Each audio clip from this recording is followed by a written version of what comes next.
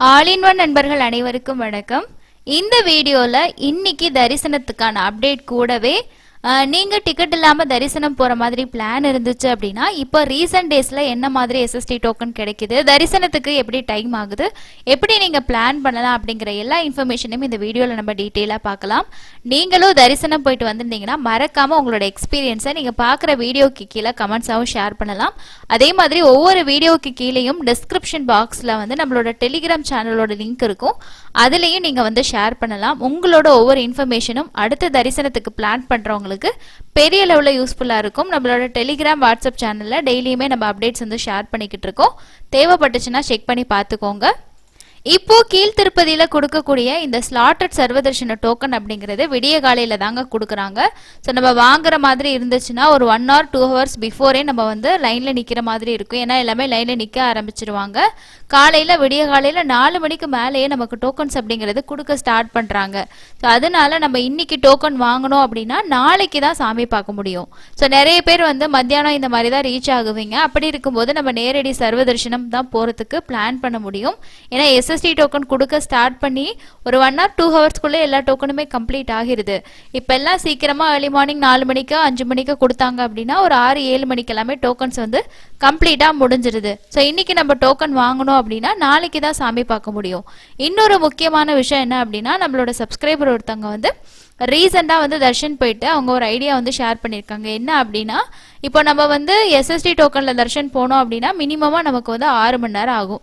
So ஒரு 4லேருந்து maximum 6 மணி நேரம் அப்படிங்கிறது தான் இந்த எஸ்எஸ்டி டோக்கனோட டைமாக இருக்குது.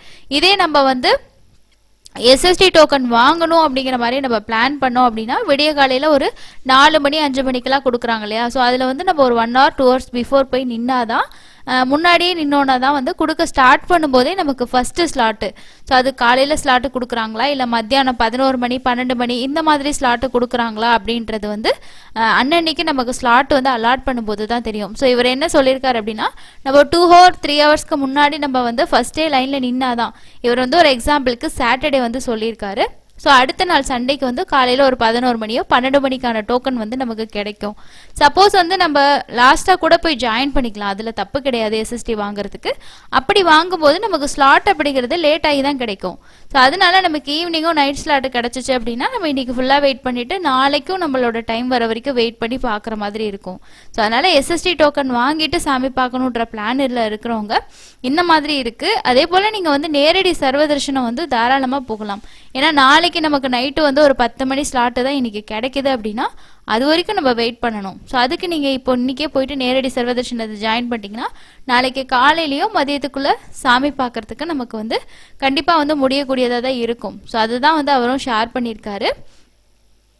நேரடி சர்வதர்ஷனம் அப்படிங்கிறது இப்போ நம்ம வெள்ளி சனி ஞாயிறு மேக்ஸிமம் வீக்கெண்ட்ஸில் போனோம் அப்படின்னா வெயிட்டிங் டைம் அப்படிங்கிறது நமக்கு கொஞ்சம் அதிகமாக தான் இருக்கும்.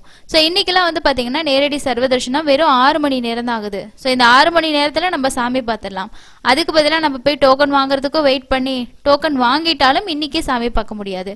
நாளைக்கு நம்மளோட டோக்கன் டைம் வந்து ஒரு 2 ஹவர்ஸ்க்கு முன்னாடி வரைக்கும் தான் நம்ம கியூவில் ஜாயின் பண்ண முடியும்.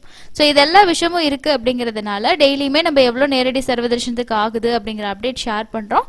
அதை பார்த்துட்டு நீங்கள் அதுக்கேற்ற மாதிரி பிளான் பண்ணுங்கள். ஏர்லி மார்னிங் போனால் மட்டும்தான் இது எஸ்எஸ்டி டோக்கன் ஆகட்டும் ஸ்ரீவாரி மட்டும் டோக்கன் ஆகட்டும் நமக்கு வந்து கிடைக்குங்க. ஸோ இதுதான் ப்ரெசென்ட்டாக இருக்க அப்டேட்டு.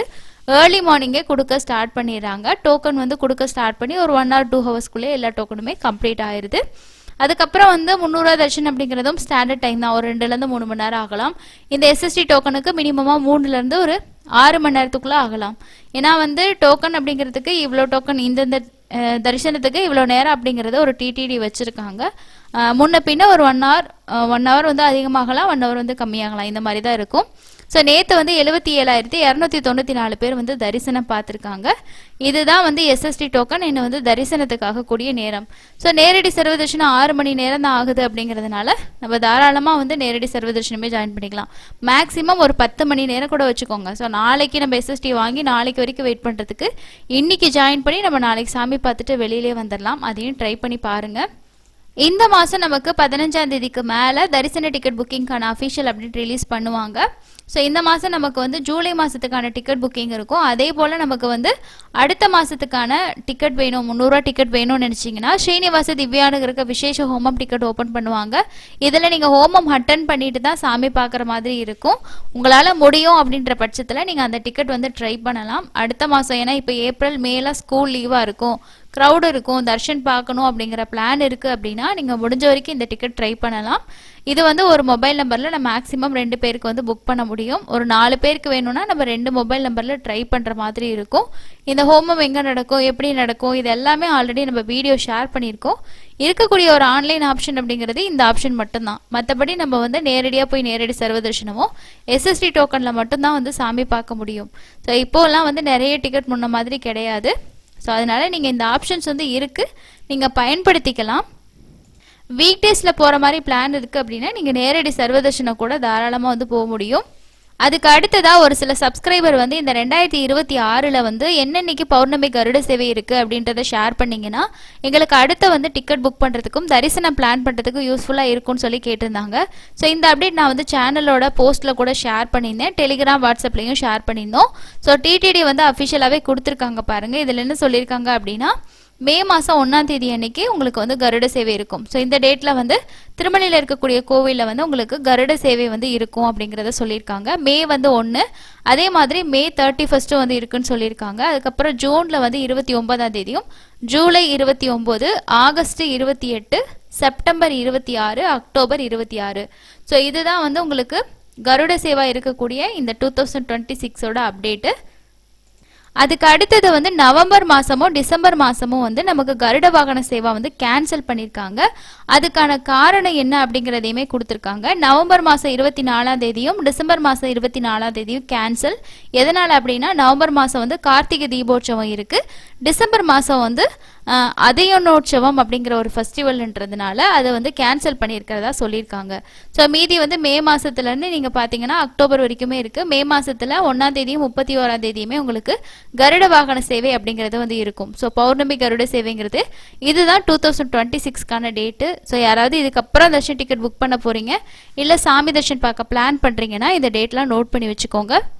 ஸோ இதுதான் இன்றைக்கி இருக்கக்கூடிய முக்கியமான அப்டேட்டுங்க. அதே போல் ஒரு சில சப்ஸ்கிரைபர் கேட்டிருக்கக்கூடிய முக்கியமான டவுட் என்னன்னு சொல்லி பார்க்கலாம். ஒருத்தர் வந்து எனக்கு வயசு 60, நான் வர்ச்சுவல் சேவா டிக்கெட் ஜூன் மாதம் வந்து புக் பண்ணியிருக்கேன். அதில் தவறுதலாக என்னோட பேருக்கு பதிலாக என்னோட மனைவியோட பேரை நான் வந்து காப்பி பேஸ்ட் பண்ணிட்டேன். இந்த டிக்கெட்டை வச்சுட்டு நான் தரிசனம் போக முடியுமா, என்னோட மனைவியும் கூட வர்றாங்க ஸோ அப்படின்னு சொல்லி கேட்டிருக்கீங்க. இதில் வந்து என்ன முக்கியமான விஷயம் அப்படின்னா தரிசன டிக்கெட்டில் உங்களோட ஆதார் நம்பர் வந்து கரெக்டாக இருக்குது அப்படின்ற பட்சத்தில் நம்ம புக்கிங்கில் இருக்கக்கூடிய மிஸ்டேக்னு சொல்லிட்டு தாராளமாக தரிசனம் போகலாம். போகும்போது உங்களோட ஆதார் கார்டை வந்து கூட வச்சுக்கோங்க. மற்றபடி உங்களோட பேர் மிஸ்டேக்கோ ஏஜில் மிஸ்டேக் இருந்தால் தாராளமாக வந்து நம்ம தரிசனம் பார்க்க முடியும், ஒன்றுமே ப்ராப்ளம் கிடையாது. ஆனால் வந்து நம்மளோட ஆதார் நம்பரே மிஸ்டேக்காக இருந்துச்சு அப்படின்னா கண்டிப்பாக அந்த டிக்கெட்டை உங்களால் யூஸ் பண்ண முடியாது. அதே போல் உங்களுக்கு தரிசன டிக்கெட் புக்கிங்கில் ஏதாவது டவுட் இருக்குது, புக்கிங் பண்ணுறதுல ஏதாவது ப்ராப்ளம் இருக்குனாலும் கமெண்ட்ஸில் ஷேர் பண்ணுங்கள். மேபி புக்கிங் ஓப்பன் ஆகிறதுக்கு முன்னாடி ஸோ என்னென்ன மாதிரி விஷயங்கள்லாம் ஃபாலோ பண்ணால் ஈஸியாக புக் பண்ண முடியும், புதுசாக புக் பண்ணுறவங்களுக்கு என்னென்ன விஷயம்லாம் தெரிஞ்சுக்கணும் அப்படிங்கிற வீடியோ நான் கண்டிப்பாக ஷேர் பண்ணுறேன். மோஸ்ட்லி வந்து இப்போ ஓப்பன் ஆகிற டிக்கெட்ஸ் எல்லாம் ரொம்ப ஃபாஸ்ட்டாகவே புக் ஆகுது. ரீசன் அப்படிங்கிறது நிறைய டிக்கெட்ஸை டிடிடி ரெடியூஸ் பண்ணிட்டாங்க. ஸோ ஏபிஎஸ்ஆர்டிசியில் டிக்கெட் கிடையாது, அதே மாதிரி டூரிசம் டிக்கெட் கிடையாது. இந்த மாதிரி நிறைய டிக்கெட்ஸ் எல்லாம் ரெடியூஸ் பண்ணதுனால ஏஜென்ட்ஸ் ஆகட்டும், ஸோ வெளியில் டூர் கூட்டிகிட்டு போகிறவங்களாகட்டும் எல்லாருமே இந்த மாதிரி ஆன்லைன் டிக்கெட்டை வந்து ட்ரை பண்ணுறதுனால தான் நிறைய பேரால் புக் பண்ண முடியல. அப்படி இருந்தாலும் தொடர்ச்சியாக நம்ம சில விஷயங்களை ஃபாலோ பண்ணி புக் பண்ணோம் அப்படின்னா கண்டிப்பாக புக்கிங் போர்ட்டல் வந்து உங்களுக்கு ப்ரொசீட் வந்து ஆகும்.